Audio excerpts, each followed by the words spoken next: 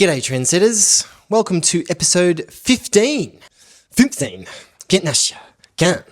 Jugo of the Wabi podcast.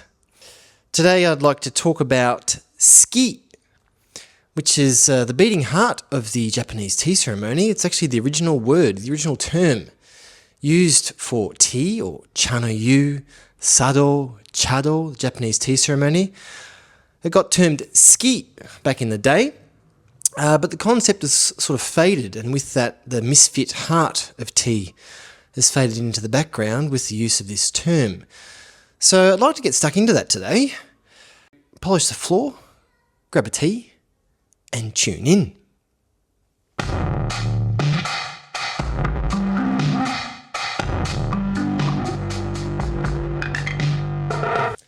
Rosary ho. So suki. That's what it is there. My little diagram that I drew about this way back when I did a talk about this concept to my group of students. Well, that's it in a nutshell, really, but I'd like to unpack it, and it's quite complicated because it's got about 1,200, 1,400 years of history behind it, which kind of revolves around the evolution of Japanese aesthetics and the introduction of Buddhism. It's pretty hard to reduce into a podcast, but I'll just give you a few nice thoughts about how this incredible concept found its form and shape in tea. And from that, if you're interested, you can do a little bit more in-depth reading on it through the other materials that I offer online. For starters, it's a bit like a can of worms, really. Like when you think about Christianity, and you have some people who have the thesis that like Gnosticism or the Essene version of Christianity is the true Christianity, that had the real deep heart and meaning in those early forms of Christianity before they got institutionalized. It can reflect how suki was institutionalized in the Edo period a little bit. So you had like the early thesis where things were happening, it wasn't really solidified into a concrete stream of thought. There's lots of people doing their own version of tea, and eventually got sucked up into the upper echelons of the power structures in Japan, and they said, we need to contain this thing because it's too liberating for the human heart and soul. So this is how it's going to be, and if you step outside the boundaries, you're going to commit seppuku like Rikyu and Furuto Oribe. And thus we have the schools of tea that we have today. So that's incredibly reductionist view of suki and how it changed into chado. But let me pick out what's going on behind it and give you the history of it. So you have a broad and vast view of the different elements that are operating within this concept and see what you reckon. So for starters, aware, mono no aware. It's read as aware in English, but it's pronounced aware. This concept sort of fell out of a emotional response to the pathos of things. What's the pathos of things? The pathos of things is the inherent suffering that we see in our environment. And for people living in Japan where there's lots of natural disasters, I guess this sort of inherent suffering in their immediate environment was something quite acutely relevant to them throughout history.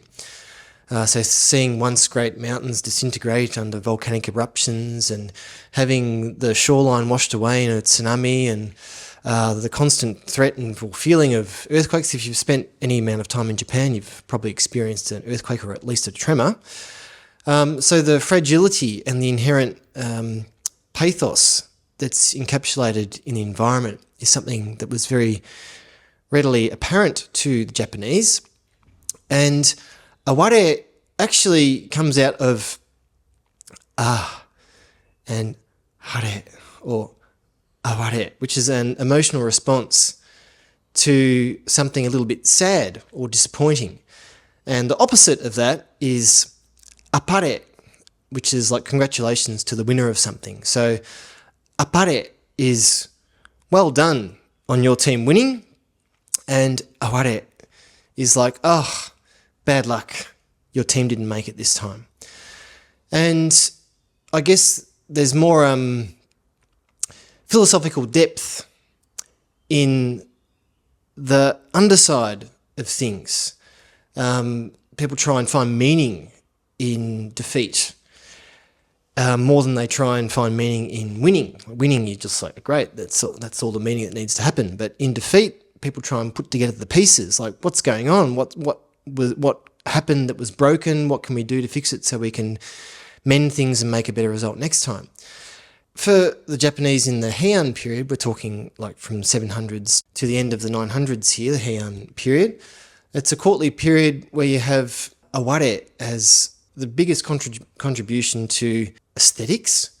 And you can see it crystallized in things like the tale of Genji. So in the tale of Genji, you have these fatalistically damned love affairs. Like, it can't work. People's status are decided. You can't move about like that. They can have these flings here on the side, but there's an inherent sadness knowing that it's all going to turn to shit. But anyway, you still go for it and enjoy the fleeting beauty of the moment. And that's something attuned to aware. And these love affairs, these fleeting and fated love affairs, led to the crystallization of aware, or the evolution of aware, into the first rendition of the suki concept, written in the character for suki, represented as mother and child, the love of a mother and child, still written to express the concept suki, or like or love, in Japanese today. And this was the first rendition of the suki concept written in this character, denoting passion or devotion. So in the inherent sadness of things, there's that passionate devotion to the beauty in the way things are. So if there's any meaning to be pieced together from fated parting, it's that's the way things are, and we better find it beautiful, or we're going to live a very disappointing crap life. So trying to make the best of a bad situation, really, in quite simplistic terms.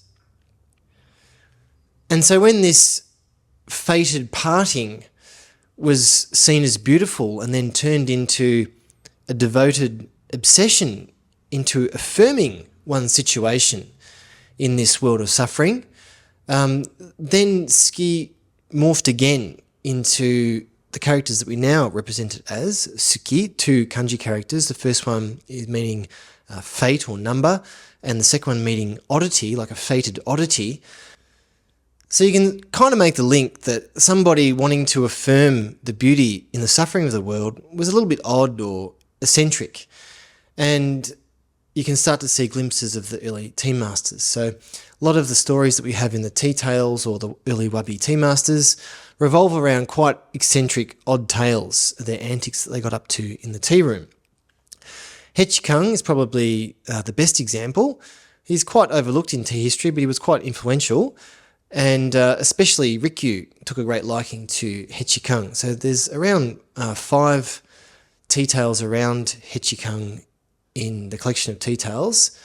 And some of the things that he got up to, for instance, is at the Grand Kitano Tea Gathering. So this is when Hideyoshi sent an audit to an edict to everybody saying that if you don't rock up to this tea gathering at the Kitano Tenmangu shrine and do tea on these days, well, you're not allowed to do tea ever again.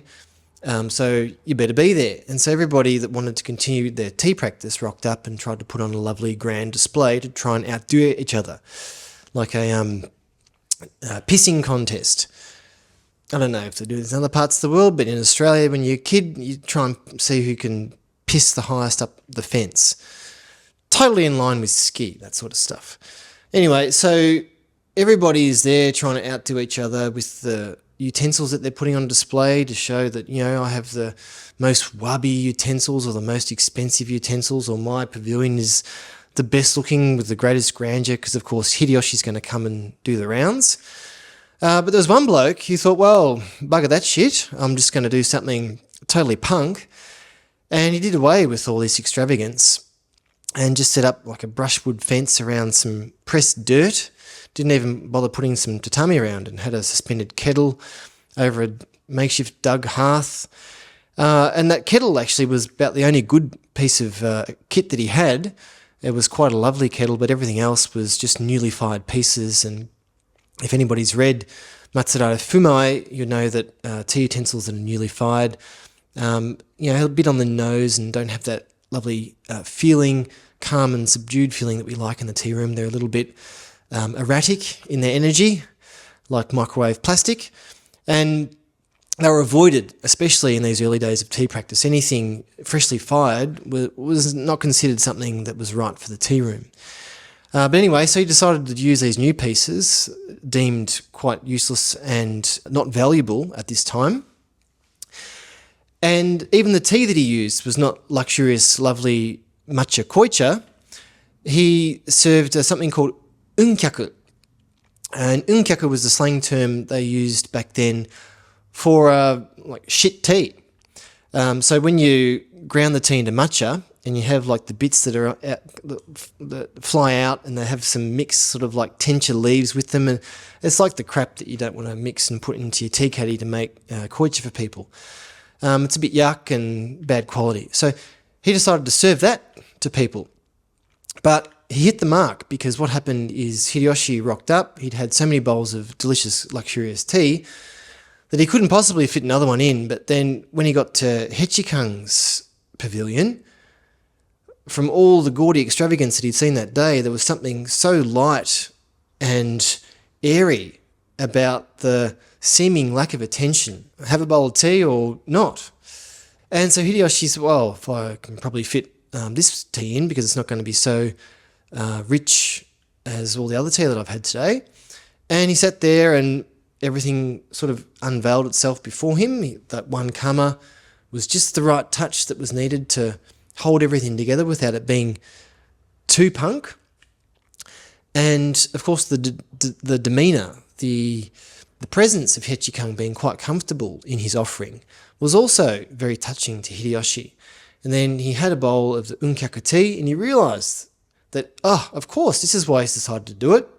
In the context of all this rich extravagance, to offer this is just what people need to have that change of pace or that variation in their experience in the day. Like if you think you go to like a festival and everybody's out to impress, but then there's just that one small tiny stall, there's no roof overhead, there's just like one umbrella keeping the shade off somebody and just a few things on the table. So, I'm attracted to this, what's going on? Somebody's so comfortable and confident in their humble offering usually has the reverse effect. It actually makes a big impact in the context of luxury and over the top attempts to grab attention. So this understatement made a big impact, and this is a great story that exemplifies his ski. And another one was Rikyu rocked up to a tea gathering one day and Hechikang had dug a hole between the middle wicket. So usually tea gardens were divided into two. Back then you had the outer tea garden and the inner tea garden. You had to pass through this little gateway in order to get to the inner tea garden. And just before passing through that gateway, he dug a hole, covered it with a straw mat and camouflaged it a bit so that Rikyu would fall down into the mud before he entered the tea room. And so he fell into the mud, and then Hechikang's coming out feigning surprise. Oh my God, what happened? Oh, you're okay. I've prepared a bath. Come and wash yourself off, hop into some new threads and hop into the tea room. And Rikyu was very touched by this hospitality. And of course it was so bizarre and weird that it really brought focus on to what was going on in the tea room. So everything had been stripped away, all preconceptions, totally blown away. And lo and behold, it was a very memorable tea gathering. And so weird stuff like this, these antics, these kind of punkish misfit sort of approach to one's art was very much inherent in ski, or the way of tea, back in the early days. Before, after Rikyu and Oribe had to commit seppuku for being too radical, that tea was institutionalized, codified, but before then it was quite free and everybody was playing around with the limits and the boundaries of their art. So anyway, that was a bit long to paint a picture about the early essence of ski through Hechikang's activities. But what enabled this is through this acute sense that in every encounter with a human being, there's an inherent knowledge that one day we will part. There's that inherent sorrow or sadness in every human encounter. And the aesthetic is coming out of that subconscious pathos of things. And they're trying to explore the richness in the aesthetic that you can get from this sadness. We think of our poetic traditions around the world, like the stuff that we really dwell on is really the pathos of things. When we see these partings or fated love, we seem to really get a kick out of this as human beings. And tea was no exception. It's at the shaky border of this parting that we sort of have to build up a new sense of self, a new sense of character, try and put the pieces back together. And so these fractures and what can be made after things fracture is very interesting for the early tea masters. So one of the things about ski, there's lots of words that sound the same in Japanese but have a different kanji. And so with ski, of course, like ochiga ski, I like tea.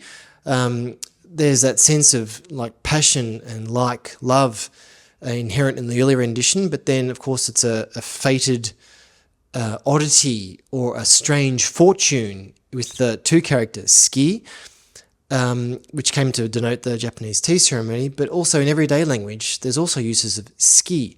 So ski, like as in sukima, can mean like a gap in the doorway that leaves a draft come in, or some light come in through the shutters, that sukima, ski. Or it could be a fissure, a crack in the wall. Even the type of kettle that we use in the Japanese tea ceremony that sits on top of the hearth, on top of little wooden blocks, we don't refer to the kama itself that has this exaggerated flange that enables it to sit on the side of the hearth. We actually name it after what sits in the gaps. This sort of exemplifies the sensibility towards these strange oddities that happen when things sort of break open and you get to see the inner workings of things in reality. So we call that type of karma not by the exaggerated flange, but by the suki-gi, or the wood gi that sits in the gap, ski. So this is quite a good example of this aesthetic sensibility that tea revolves around. I'm reminded here of Yumi Umiumare, who's a great Buto dancer. Actually do a lot of tea with her. She lives in Melbourne. She's quite well known in the Buto circles around the world. She often talks about how interesting it is that when she's doing a performance, she might just be acting like an office worker or something, and in the amongst of normal people, and people don't know that she's actually the one performing, but she just does something a little bit off, a little bit odd, that sort of cracks open reality. She loves that. She'll use that word, cracks. And through those cracks, she evolves the performance. So she might just be standing in an event space with people who have no idea that she's a performer. But there might be like an exaggerated sniff or something, and people think, oh, there's something wrong with that person. And then she just keeps on going, and it opens up and it opens up and gets really weird and strange until people finally realise that, oh, she's one of the performers. And it's through these cracks in reality where really interesting things happen. You get to know a lot about yourself and other human beings and the way that we react to these situations. And I guess this is a lot to do with tea and the way that the tea ceremony evolved. Is it's really interested and concerned about the cracks in reality. You can probably sense that there's a link coming here to the wabi-sabi aesthetic, which is all about trying to find the beauty in imperfection and cracks and decomposition and entropy.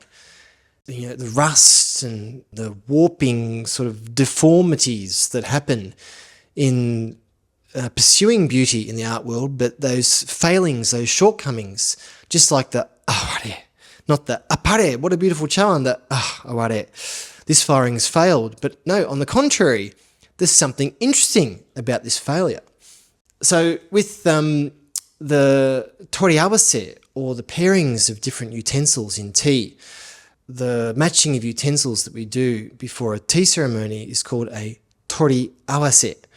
Of all the collection of utensils that you have or that you can borrow at your access, based on that specific time and the people, the meguriawase, or the gathering of people that will come to the event, and your knowledge of their particular personalities and social standing and whatever, the time, the place, the weather, whatever, everything that's going on at that particular moment in time, your interpretation of that and whatever your slant is, or your kind of leaning, or that warped leaning into your interpretation of reality at that particular time, is expressed through your toriawase. And a toriawase is not meant to be harmonious. It's meant to be harmonious through disharmony. So if you have objects that all match, it's considered quite boring in the tea world. We're trying to look for the interesting things that happen through unexpected pairings. So, for instance, you might have like a clog-shaped chawan, these iconic kutsugata that Oribe evolved, these warped shapes with quite a beautiful form in the tea caddy to see how they reflect and what they say about each other in their juxtaposition. It's kind of like, opposites attract. I think, Paula Abdul. 2 steps forward, 3 steps back, we come together like opposites attract. In fiction, it's a natural fact. She's trying to say that in these pairings of seeming opposites, there can be quite a lovely fullness to a relationship. If two people are exactly the same, or if you think that your ideal partner is somebody exactly the same as you probably find out pretty quick that it's boring as batshit and you separate. So if you find somebody that has contrasts and someone that kind of presses your buttons a little bit to try and evolve you as a person, that brings out a better sensibility and development of character in you, that's probably going to be a more longer lasting relationship. And so that's similar to how we pair objects in the tea room, is by looking at these contrasting formal and textural qualities and see what sort of harmony we can get through seeming disharmony. It's quite interesting, actually, when you look at I've been looking at some of the etymology of these characters, and toriawase, the toru, the take, is written with the character that has ear. The left side of it is written ear, and the right side of the character is right hand. So it's taking an ear with the right hand. It actually comes from back in the day, Warring States period in China, where if you conquered somebody in battle, it'd be too laborious to chop all their heads off and take all their heads back and show, oh, we got these blokes. They streamlined this process by just chopping off the ears of the conquered enemy. And so I think that says something about, because particularly in Japan, tea flourished in the Warring States period too, at a time of incredible tension and civil strife. And so by pairing seeming enemies together through conceptual analysis in their utensils, gave a way to accepting or trying to get closer to the ideas and beliefs and way of thinking of their opponents. And then that manifested through the ideal pairings of people in the tea room, which is thought of through the concept of meguriawase. So meguriawase is like a karmic encounter. It's like a fatalistic meeting with somebody. The character for meguru is a person standing in a flowing river. So it's like a fatalistic confluence of people that come together in the tea room. There's an inherent meaning in being here together at this point in time. Particularly in the Warring States period, these are people that are not necessarily on the same side. They have to pretend to be in harmony in the tea room, but they often found that by sitting together throughout the duration of a tea gathering, which was at least 2 to maybe 5-6 hours at some times, they can really get a deeper understanding of where their opponent is coming from and forge new relationships and alliances through this time together. So rather than chucking rocks over the fence, the tea room became a spot for these meguriri awase, or these fated encounters, where people could really find or forge a new harmony, an unexpected harmony between warring factions. So if I just go back to that Buto example about Yumi finding extreme interest with the cracks opening up in everyday reality, and that's where the real interesting sort of pith of existence lies. This is what the early teists found, and the reason why tea endures to the present day is because of this and the philosophical backing that they gave it. So in Japan, from the early times of the aware aesthetic, you had the importation of Buddhism. So first esoteric Buddhism came to Japan, and one of the central texts in the Shingon stream of esoteric Buddhism is the Rishukyo. This is a sutra that deals with human desire, even sex, as something being holy and sacred, and something that points, or the spark of awakening. And so, of course, most religions deal with, put taboos around sex and desire and all that. But here's one stream of Buddhism saying that, no, desire is holy, and holy shit, have a look at what desire is pointing to. And from there, it's like a crack, and going deep into that and seeing what's there. And that can lead you to a greater understanding of yourself and others. And from there you have Dogen and his interpretation of Buddhism, and particularly Zen Buddhism, the Soto stream of Zen. And of course, when he came back to Japan, he wrote in Japanese, not the Chinese Kanbun, but in natural Japanese. Extremely deep and profound philosophy coming from Dogen in the 1200s. And one of his main points of emphasis was that practice and enlightenment, or practice awakening, practice realization, were one and the same thing. So you're not practicing to achieve awakening one day down the road. Your practice right now is expressing your great awakening. So it's that constant unfolding of reality, like light sort of suddenly appearing through the cracks. He's taking that image and living that every single moment of his breathing existence as an expression of that greater depth of reality, beaming out of the cracks through your transient vessel right here. And with Buddhism too, both esoteric and the Zen streams of Buddhism, you have very deep philosophical concepts like mujo, or transience, impermanence, muso, formlessness, all these things which gave these cracks great philosophical underpinnings. And in turn, you had the physical practice of tea, which was able to put a physical form around these airy nothings of conceptual philosophy and condense them or bring them down into physical objects that people worked and manipulated around the tea room. So these imperfect objects, these objects like Oribe's Yabure Bukuro, that Mizusashi that had exploded in the kiln and he repaired with lacquer, had these obvious cracks in there. These things, these physical objects that people are meditating upon in the lovely silence and length of a tea gathering, are able to contemplate these philosophical concepts in their Zen practice before their eyes and with their hands and move them around the tea room. Whereas before they would just stay something in their minds, in literature that they read. They can actually bring them down and feel them. Tea gave their philosophy a shape.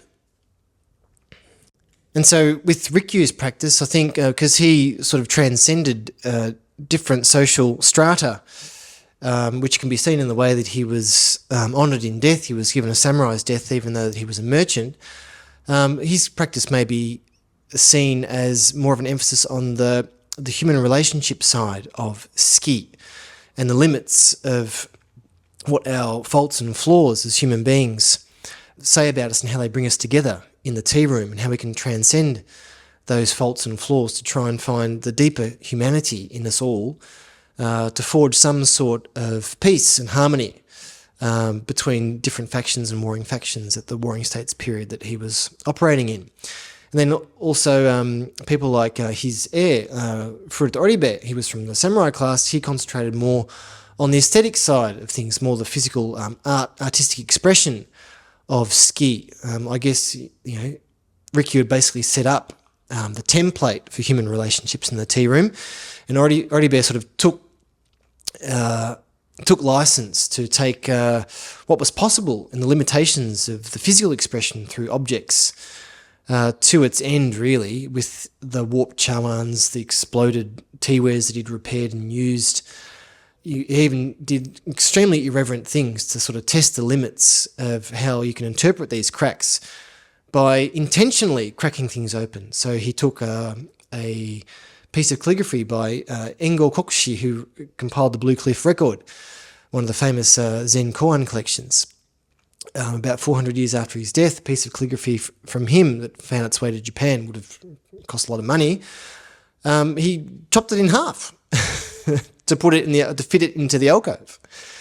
He also took some very expensive imported tea bowls, chopped them into quarters, shaved them down so that would fit his tea practice. So it's kind of like flipping the thing on its head to try and rather than find how to work with imperfections, he was making things imperfect in order to work with the form of tea. So it's coming full circle on the exploration of ski. But the teists like Rikyu and Oribe, the freedom and the liberation of spirit that these examples in artistic practice give greater society can be a bit too much, especially in the Warring States period when people are sick of conflict and they want something more steady. So it's no surprise that both Rikyu and Oribe were ordered to commit ritual suicide, seppuku, to get rid of them, their influence. It's too much. No, we want to quieten down, we want to have a bit of peace. We need to have a bit more of a heavy hand on the way that we organise society. And just shut up for a sec. And all your other tea people, don't follow their example. Just quieten down and take lesson from them being put to death, and pull your head in for a bit so we can have a few decades at least of relative peace in the country. After their examples, well, then things quieted down for a long time throughout the Edo period.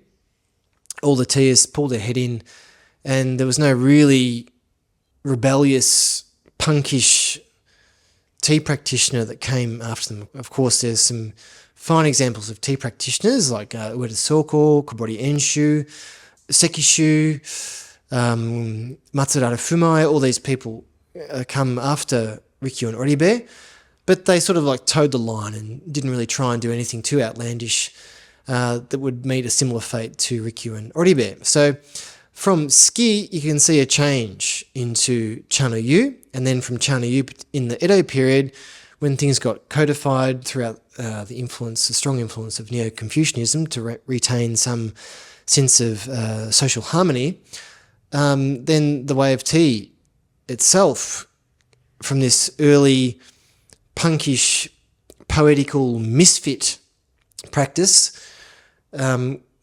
got institutionalized into Sado and Chado.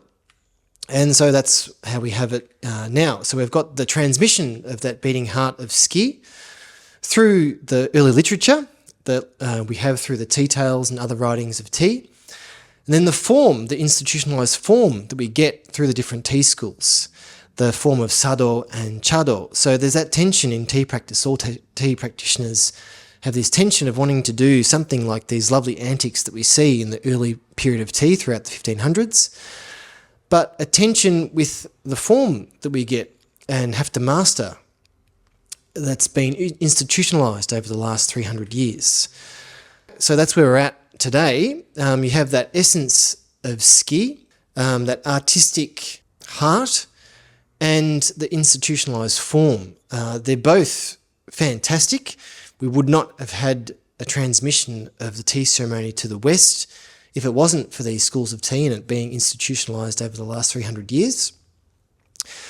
But now that we have probably arrived at a time of questioning institutions, maybe that opens up a crack into exploring the heart of ski again in the tea room to try and open up the practice and maybe make it a little bit more palatable to some people that see it as stuffy, and bring back or give new life to these old forms as it finds new expressions throughout the world, also back in Japan.